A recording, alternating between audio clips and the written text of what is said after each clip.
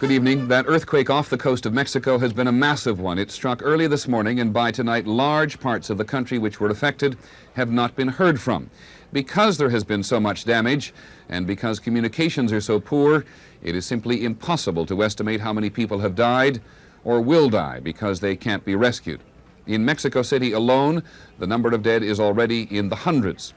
The earthquake measured 7.8 on the Richter scale. Its center was about 40 miles off the coast on Mexico's Pacific side, but people felt it in Houston, more than 1,000 miles away. 250 miles away in Mexico City, the damage has been extensive. We begin with ABC's Bill Blakemore. Mexico City in chaos is what we saw when these first pictures from Mexican television finally began to arrive at midday. Communication from much of the country is completely cut off.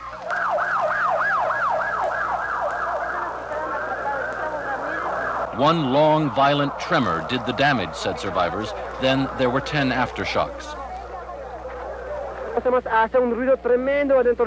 There was a tremendous noise in the building. I grabbed my daughter, I made my way towards the window, and I couldn't grab my wife. It was too late.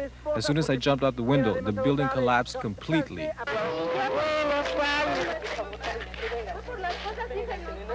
Cement floors collapsing down flat, killing or trapping people inside. Gas fumes from broken lines, some catching fire. At 7:18 in the morning, many people were still indoors. People trapped in collapsed buildings during earthquakes sometimes live for days, even 2 or 3 weeks. But so far in Mexico City, there's not enough heavy machinery to pull apart the massive concrete rubble. After a helicopter tour of the worst-hit parts of the city, Mexican President Miguel de la Madrid pleaded for people to give priority to rescue efforts, even before worrying about food and shelter for survivors. The first of what will surely be days now of rescue scenes like this began to emerge. A man given intravenous fluids in an effort to keep him alive, but impossible to move because of the tons of concrete. His family waiting nearby. At least 35% of the city is reported damaged. Mexican TV announcers began naming families whose members were trying to communicate with each other. By mid-afternoon, live TV pictures from Mexico City showed the collapsed ruins of the 230-room Hotel Regis, which catered to foreign businessmen, on fire.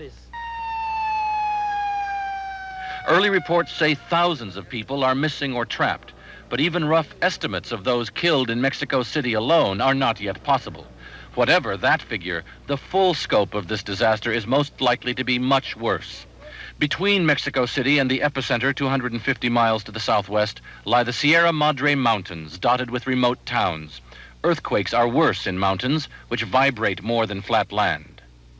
By late afternoon in Mexico City, troops to enforce the state of emergency, prevent looting, and vital heavy rescue machinery began to arrive. Reports just reaching the capital from at least 3 Mexican states speak of churches and cathedrals collapsing on worshipers during early morning mass. Mexico's government is in emergency session. The rescue work just beginning tonight will go on through many nights to come. Bill Blakemore, ABC News.